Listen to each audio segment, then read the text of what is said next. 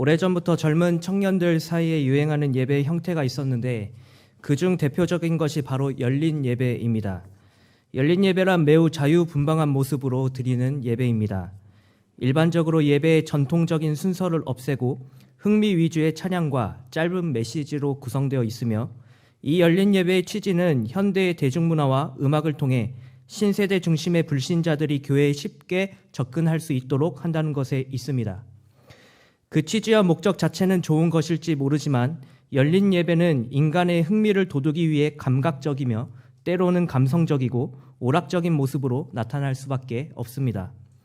이처럼 오직 하나님께 영광을 올려드려야 하는 예배에서 인간 중심된 예배가 점점 더 많아짐으로써 예배의 본질이 흐려지고 있는 것이 작금의 현실이지만 성경은 분명히 하나님께 드려야 할 예배의 형태, 즉 분명한 예배 가이드라인을 제시하고 있습니다. 특별히 오늘 본문 말씀은 바로 하나님께 예배 드릴 때 과연 어떤 모습으로 어떻게 드려야 하는지에 대한 내용이 상세하게 기록되어 있는 내용입니다. 먼저 본문 앞단락에는 모세가 하나님께 십계명을 받는 장면이 기록되어 있습니다. 그리고 오늘 본문에는 그 하나님께서 이스라엘 백성들에게 나타나시는 장면이 이어집니다. 본문의 내용을 세부적으로 나누어 보면 크게 네 부분으로 나누어 볼 수 있는데 18절과 19절은 하나님의 임재에 대한 이스라엘 백성들의 반응이 기록되어 있고 20절과 21절은 모세를 향한 이스라엘 백성들의 중재 요청이, 22절에서 24절까지는 우상 숭배의 금령에 관한 법이 기록되어 있으며 마지막 25절과 26절은 제단과 제의에 관한 규례가 기록되어 있습니다. 이 모든 내용은 살아계신 하나님 앞에 나아감에 있어서 몸과 마음가짐이 어떠해야 하는지에 대하여 구체적으로 설명해주고 있는 것입니다. 그러므로 바로 이 시간 주일 낮 밤 예배나 수요밤 예배뿐만 아니라 우리가 공적으로 하나님께 예배 드릴 때 과연 어떤 마음을 가지는 것이 하나님께서 기뻐 받으시는 참된 예배가 될 수 있는지 함께 나누어 보고자 합니다. 첫째로 참된 예배는 하나님을 공포의 대상으로 오해하지 않고 올바른 경외심으로 드리는 예배입니다. 다 함께 본문 18절에서 21절까지의 말씀을 합독하시겠습니다. 뭇 백성이 우레와 번개와 나팔 소리와 산의 연기를 본지라 그들이 볼 때에 떨며 멀리 서서 모세에게 이르되 당신이 우리에게 말씀하소서 우리가 들으리이다. 하나님이 우리에게 말씀하시지 말게 하소서 우리가 죽을까 하나이다. 모세가 백성에게 이르되 두려워하지 말라. 하나님이 임하심은 너희를 시험하고 너희로 경외하여 범죄하지 않게 하려 하심이니라. 백성은 멀리 서 있고 모세는 하나님이 계신 흑암으로 가까이 가니라. 아멘. 하나님께서는 모세에게 나타나셨던 것과 동일하게 뭇 백성에게도 자신을 나타내 보이셨습니다. 18절에 기록된 그대로 하나님의 신적 현현은 우레와 번개와 나팔 소리와 산의 연기의 모습이었습니다. 우레와 번개는 청각과 시각을 자극하는 것인데 우레는 천둥, 소리를 의미하며 번개는 불꽃, 하나님의 불과 같은 의미를 담고 있습니다. 무엇보다 청각적 요소인 우레는 거룩하신 하나님의 음성이었을 것이고 번개는 하나님의 임재와 함께 나타나는 초자연적 현상이었을 것입니다. 웅장하게 울려 퍼지는 나팔 소리와 산의 연기 또한 청각과 시각을 자극하는 요소로 하나님의 임재를 상징하는 것들입니다.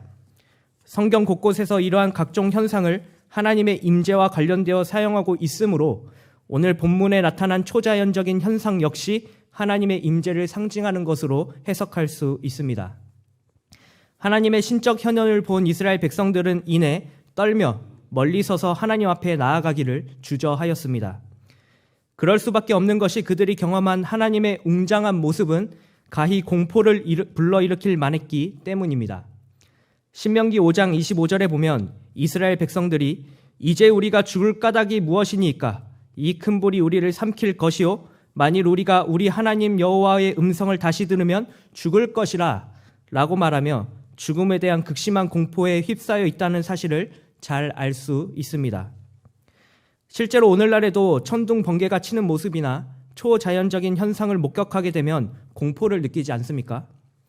지난 10월 29일 오전 충북 괴산군에서 진도 4.1의 지진이 발생했을 때 그곳에 살고 있던 한 주민은 천둥 같은 쾅쾅 소리가 나더니 갑자기 집이 흔들렸다.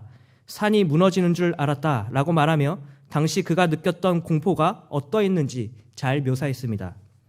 이렇게 과학이 발달한 오늘날 땅이 흔들리는 자연 현상을 보면 두려워하는 것이 일반적인데 그 옛날 하나님의 임재를 직접 보았던 이스라엘 백성들이 벌벌 떨며 멀리 서서 하나님 앞에 나아가기를 두려워했던 것은 너무나 당연한 모습입니다. 이처럼 극심한 공포에 사로잡혀 있던 이스라엘 백성들은 모세에게 당신이 우리에게 말씀하소서 우리가 들으리이다. 하나님이 우리에게 말씀하시지 말게 하소서 우리가 죽을까 하나이다. 라고 말하며 중재자의 역할을 간절히 부탁하였습니다. 개역개정판 해석은 이 중재 요청이 다소 약하게 번역되어 있는데 원어를 직역하여 해석하면 하나님이 아니라 바로 당신이 말하라 라는 강력한 명령으로 기록되어 있음을 알 수 있습니다. 이처럼 다급한 이스라엘의 중재 요청에 모세는 두려워하지 말라 라고 말하며 그들을 진정시킨 후 하나님이 임하심은 너희를 시험하고 너희로 경외하여 범죄하지 않게 하려 하심이니라 라고 말하며 하나님의 임재의 목적을 설명해 주었습니다. 여기서 주목해야 할 모세의 말은 시험하고인데 이 동사는 믿음에 대한 시험, 순종에 대한 시험, 적절한 존경에 대한 시험 등과 같은 하나님을 경외하는 신앙에 대한 시험을 의미합니다. 다시 말해 이러한 하나님의 임하심은 이스라엘 백성들에게 죽음의 공포를 가져다 주기 위함이 아니라 하나님을 올바로 믿고 경외하도록 하시려는데 그 목적이 있다는 것입니다. 이러한 분명한 목적을 모세로부터 들었지만 이스라엘 백성들은 모세의 말에 대하여 아무런 반응을 보이지 않았습니다. 그들은 여전히 하나님이 임재하시는 그 장소에서 멀리 서 있었고 하나님 앞에 한 발자국도 나아가지 못한 채 머물러 있었습니다. 왜냐하면 그들은 하나님의 임재로 인해 자신들이 죽을지도 모른다는 극심한 공포가 너무 컸기 때문이었습니다. 그래서 이스라엘 백성들은 모세에게 우리가 죽을까 하나이다 라고 말하며 다급히 모세를 찾을 뿐이었던 것입니다. 하나님을 올바로 경외하는 참된 두려움이 아니라 자신에게 해를 가져다주는 공포의 대상으로 여기는 잘못된 오해는 이처럼 하나님 앞에 나아가기를 주저하게 만든다는 사실을 우리는 분명하게 기억해야 합니다.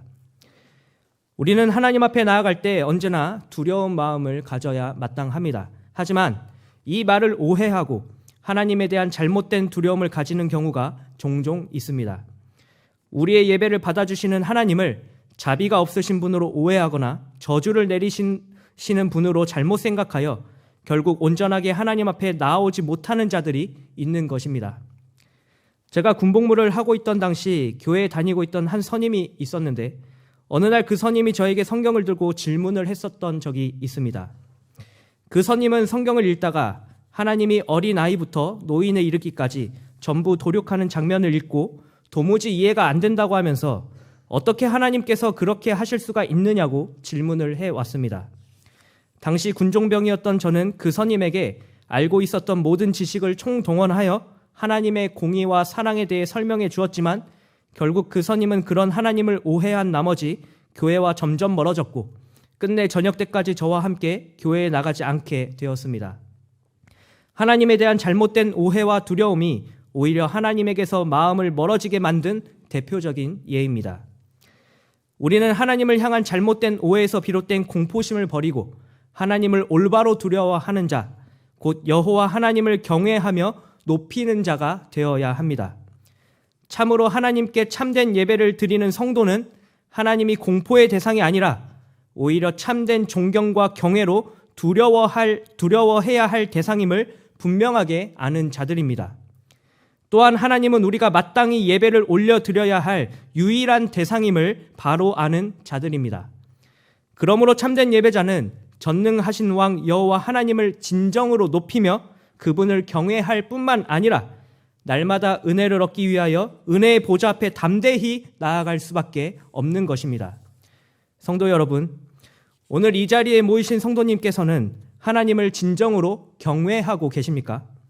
잘못된 두려움과 공포에 사로잡혀 하나님을 피하고 계시지는 않으십니까?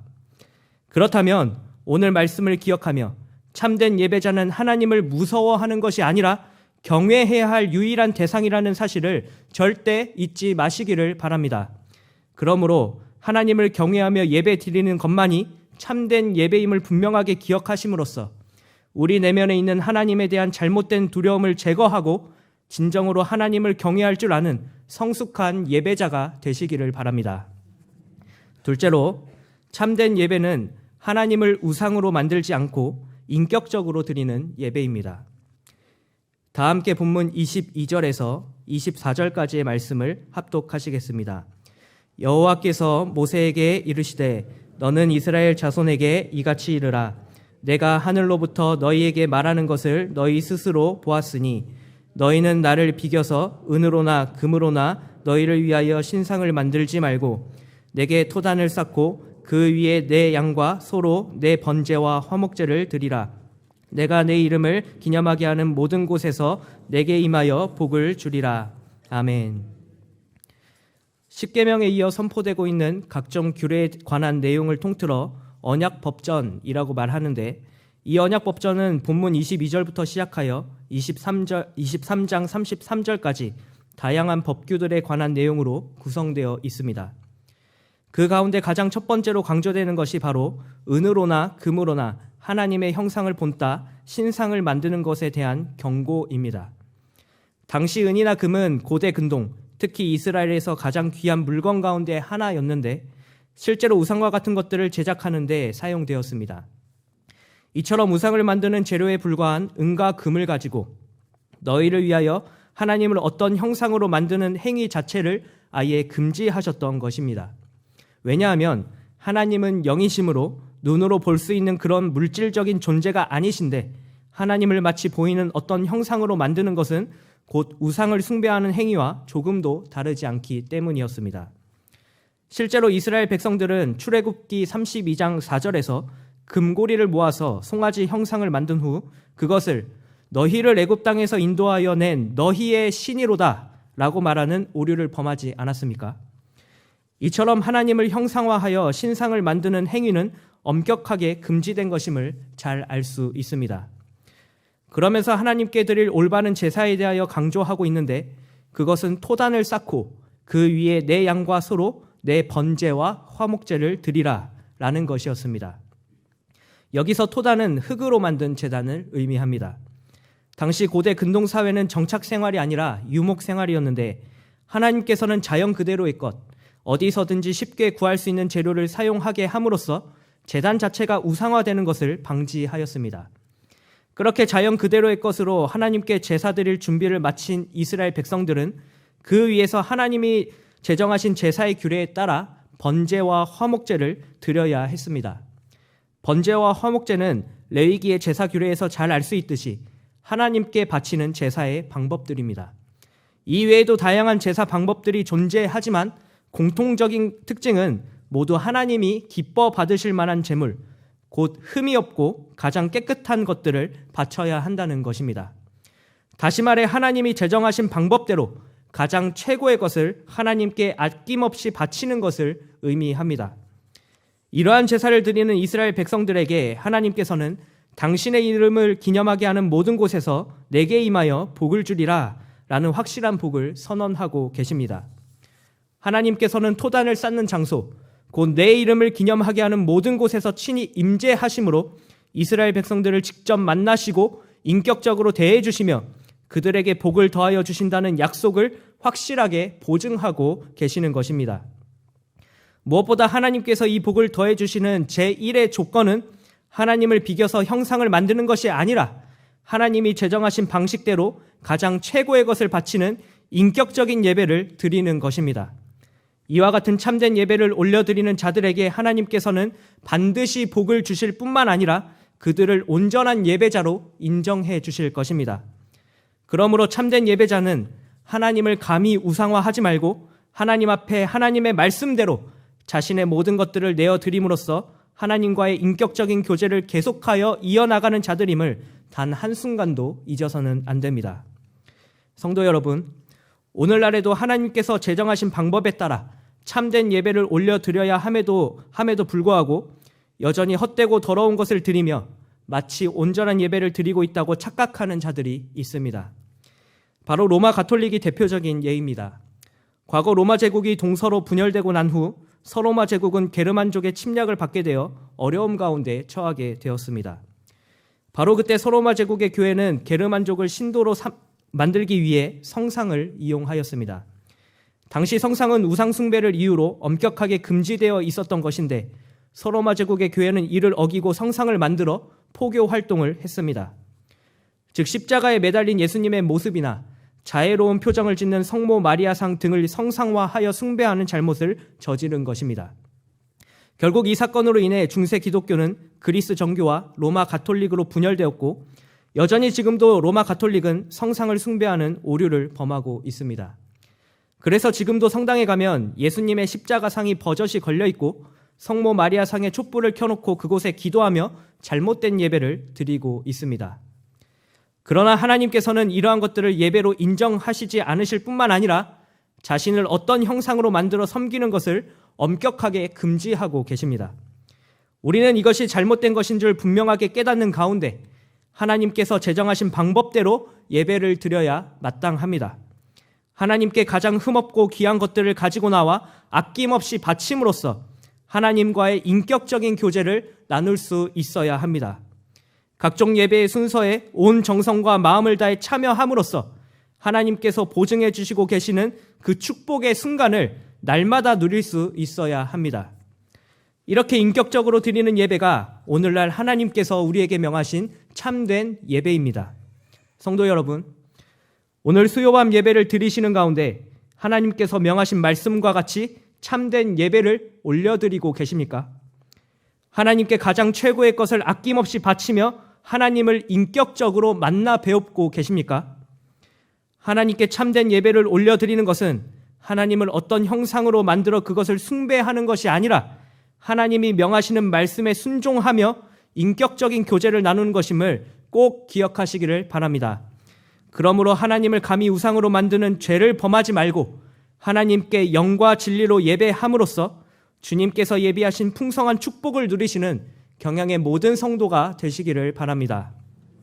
셋째로, 참된 예배는 죄로 인한 몸과 마음의 부정함을 제거하고 가장 순결한 모습으로 하나님 앞에 나아가는 예배입니다. 다 함께 본문 25절과 26절의 말씀을 합독하시겠습니다. 내가 내게 돌로 제단을 쌓거든 다듬은 돌로 쌓지 말라.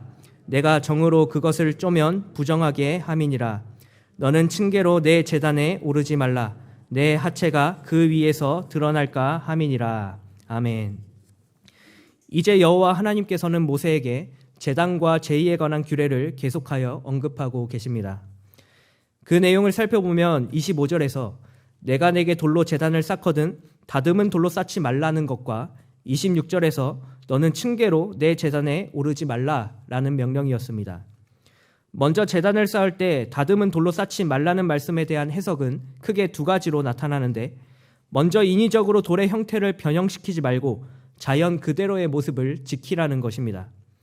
특히 다듬은 돌의 히브리어 원어는 인위적으로 아름답게 꾸민 돌을 의미합니다. 이는 고대 근동에서 우상을 만들 때 사용한 돌과 같습니다. 쉽게 말해 이 명령은 당시 고대 근동에서 일반적으로 행해지던 제단 형태를 따르지 말고 오직 하나님이 지정하신 형태를 따라야 한다는 것을 강조하는 말입니다. 또 다른 해석으로는 예배하는 자가 외형적 요소에 집착해 하나님께 치중해야 하는 예배의 본질적인 요소를 저버리지 않게 하려고 이와 같은 명령을 주셨다는 해석입니다. 즉 돌을 다듬기 위해 다양한 도구로 모양을 잡아야 하는 수고를 해야 하므로 온전히 하나님께 드리는 제사에 집중하지 못하게 되는 것을 주의하라는 것입니다. 또한 그것을 쪼면 그 성질이 변하게 되어 부정하게 여겨지기 때문에 다듬은 돌로 쌓지 말라는 명령을 내리신 것으로 해석할 수 있습니다. 특별히 부정하게 함이니라를 나타내는 히브리 원어는 모독하다라는 뜻을 가지고 있으므로 본 해석이 앞의 해석보다 더 명확하다고 할 수 있습니다. 이처럼 하나님께 제단을 만들 때 이스라엘 백성들은 철저하게 부정함을 제거하기 위해 부단히 노력해야 했고, 무엇보다 제사에 참여하는 자는 층계로 내 제단에 오르지 말라는 말씀 또한 반드시 지켜야 했습니다. 그 이유는 내 하체가 그 위에서 드러나지 않게 하기 위함이었습니다. 이는 제단 위로 오르는 동안 벌거벗음이 그 위에 드러나지 않도록 조심하라라는 것을 의미합니다. 즉 벌거벗음은 죄와 부끄러움과 부정함을 상징하는 것이기에 조심하라는 것이고, 또한 이방 종교에서 나체로 의식을 진행하는 습성이 있었는데 이러한 저질스러운 행위들을 따르지 않도록 하기 위함이었습니다. 그래서 당시 제사장들은 출애굽기 28장 42절 배로 속바지를 만들어 허리에서부터 두 널쩍다리까지 이르게 하여 하체를 가리게 하라 라는 말씀에 따라 오늘날의 바지와 같은 형태의 예복을 만들어 입었던 것입니다. 이렇게 제단과 제의에 관한 규례를 엄격하게 한 것은 곧 하나님 앞에 나아오는 몸과 마음의 자세를 보기 위함이었습니다. 다시 말해 하나님 앞에 서는 자의 내적 모습과 외적 모습에 죄악으로 인한 부정함이 없는지를 먼저 면밀하게 점검해 보아야 한다는 것입니다. 이처럼 하나님 앞에 예배를 드릴 때 반드시 우리의 몸과 마음을 사로잡고 있던 죄의 부정함을 회개함으로써 정결하게 해야 함을 우리는 절대로 잊어서는 안 됩니다. 오늘날 우리도 마찬가지로 하나님이 기뻐 받으시는 참된 예배를 드리기 위해 일단 먼저 우리 내면에 있는 죄의 부정함과 겉으로 드러나 있는 외적 부정함을 제거하고 가장 단정하고 올바른 자세로 나아가야 함이 마땅하지 않겠습니까? 하나님 앞에 나오는 자의 몸과 마음이 준비되어 있지 않다면 그것은 절대로 참된 예배가 될 수 없음을 우리는 반드시 기억해야 합니다. 특별히 우리 교회에서는 매주 예배 시작 5분 전에 교회를 위한 기도와 예배를 준비하는 기도에 대한 안내 멘트가 나오고 있습니다. 이 시간을 도입한 이유는 예배를 준비하는 가운데 한 주간의 성화적인 삶을 방해하고 우리의 몸과 마음을 더럽힌 죄악들을 회개하며 마음을 정돈하고 하나님 앞에 온전하게 서기 위함이었습니다. 혹시 여기 계신 성도님께서는 이 시간을 어떻게 사용하고 계십니까? 오랜만에 만나는 성도님과 인사를 하다가 예배를 준비하는 이 기도 시간을 혹시 놓치고 계시지는 않으십니까? 스마트폰을 보거나 교회 주보를 뒤적거리며 그 시간을 선용하지 못하고 계시지는 않으십니까? 우리는 이 5분의 짧은 시간을 올바로 선용함으로써 하나님 앞에 정결하게 나아오기를 힘써야 합니다. 왜냐하면 하나님께서는 참되게 예배하는 자들을 찾으시기 때문입니다. 또한 우리는 외면적으로도 바르고 단정하게 나아와야 합니다. 마치 사랑하는 사람과 데이트를 할 때 가장 예쁘고 멋있는 옷을 고르는 것처럼 높은 사람과 중요한 미팅이 예정되어 있을 때 넥타이를 다듬고 머리 모양을 세심하게 만지는 것처럼, 아니 그 이상으로 철저하게 준비하여 하나님 앞에 나아와야 합니다. 제가 SFC 시절에 교육받은 것 중 하나가 바로 예배 시간에 슬리퍼나 반바지를 입지 말고 단정하게 입으라는 것이었습니다. 이건 역시 하나님 앞에 나올 때 순결하고 깨끗한 모습으로 나아오기 위한 기본적인 자세가 아니겠습니까? 이처럼 우리는 내면적인 마음은 물론 외면적인 모습까지도 가장 최상의 것으로 구별하여 순결한 모습으로 하나님 앞에 서야 합니다. 오늘 이 시간 하나님 앞에 예배드리고 있는 나의 모습은 과연 어떻습니까? 하나님 앞에 참되고 순결한 모습이 맞으십니까? 오늘 이 말씀을 통해 하나님 앞에 나아오는 여러분 자신의 모습을 돌아보시고 최고의 모습으로 하나님 앞에 나아오시기로 결단하시기를 바랍니다. 그리하여 하나님 앞에 부끄러울 것이 없는 최고 최상의 몸과 마음으로 참된 예배를 온전히 올려드리는 경향의 모든 성도가 되시기를 바랍니다. 사랑하는 경향의 성도 여러분, 그리고 헌신을 다짐하시는 66, 67, 68 여전도의 회원 여러분, 예배는 사람이 드리지만 그 예배자의 느낌과 생각이 중요한 것이 아니라 예배를 받으시는 예배의 대상자이신 하나님의 뜻이 더 중요합니다. 다시 말해 예배의 핵심은 당연하게 예배자가 아니라 예배를 받으시는 삼위일체 하나님께 중심을 두어야 하는 것입니다. 청교도 목사인 스티븐 찬옥 목사님은 예배에 대하여 다음과 같이 말하였습니다. 예배는 하나님의 뛰어나심에 대한 지식과 하나님의 위엄에 대한 실제적인 사상들을 이해하고 적용하는 행동이다. 또한 예배는 의를 사모하고 경외하며 하나님의 자비하심에 매혹되고 하나님의 선하심을 포용하며 가장 사랑스러운 친밀한 관계 속으로 들어가 그분에게 자기 자신의 모든 애정을 바치는 의지의 행동이다. 당시 청교도들이 생각하였던 예배는 이처럼 하나님을 중심으로 인간이 마땅히 드려야 할 경배를 올려드리는 행위였습니다. 이러한 예배의 모습은 당연히 오늘 우리에게도 동일하게 나타나야 하지 않겠습니까? 하나님께 참된 예배를 올려드리는 것은 은혜와 자비의 하나님을 공포의 대상으로 여기지 않고 올바로 경외하고 그 위험하신 존재 앞에 참된 두려움으로 나아오는 것입니다. 또한 하나님께 올려드리는 참된 예배는 하나님을 형상으로 만들지 말고 지금도 여전히 존재하시고 우리와 동행하시는 하나님께 마음과 정성과 뜻을 다하여 최고의 것을 바치며 인격적인 교제를 나누는 것입니다. 그리고 하나님께 나아올 때 모든 더러움과 죄악들을 내려놓고 가장 순결하고 깨끗한 모습으로 나아와 그분의 선하심에 참여하는 것이 우리가 올려드릴 수 있는 최고 최상의 예배입니다. 이러한 참된 예배의 모습은 가장 기본적인 것들로부터 시작되는 것입니다. 성도 여러분, 오늘 드리는 수요밤 예배뿐만 아니라 모든 공예배에 이러한 마음으로 예배를 드리시기를 바랍니다. 예배를 통하여 거룩하신 하나님을 만나 배웁고 그분께서 주시는 은혜를 충만하게 누리시기를 바랍니다. 그러므로 하나님께서 진정으로 기뻐하시는 예배, 참으로 하나님이 이 시대에 찾으시는 참된 예배자가 되시어서 하나님의 이름을 기념하게 하는 모든 곳에서 복을 주리라 라고 약속하신 하나님의 축복을 풍성히 받아 누리시는 경양의 모든 성도가 되시기를 간절히 바랍니다.